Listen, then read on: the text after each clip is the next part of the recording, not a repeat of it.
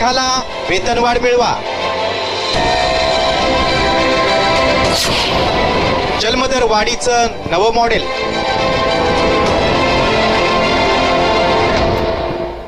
एका बाजूला देशातील वाढत्या लोकसंख्येवर चिंता व्यक्त केली जात असताना दुसरीकडे लोकसंख्या वाढीसाठी आता खुद्द सरकारनं पुढाकार घेतल्याचं चित्र पाहायला मिळतं. प्रत्येक मुलांच्या जन्मानंतर पगारात वाढ, महिलांसाठी 1 वर्षाची प्रसूती रजा, मुलाची काळजी घेण्याची जबाबदारी अशा अनेक योजना आता राबवल्या जाऊ लागल्यात. आंध्र प्रदेश सरकारनं तिथला जन्मदर वाढवण्यासाठी अशा अनेक योजनांची खैरात करायला सुरुवात केली. आंध्रचे खासदार कालीसेट्टी नायडू यांनी जन्मदर वाढीसाठी अनोखी घोषणा केली.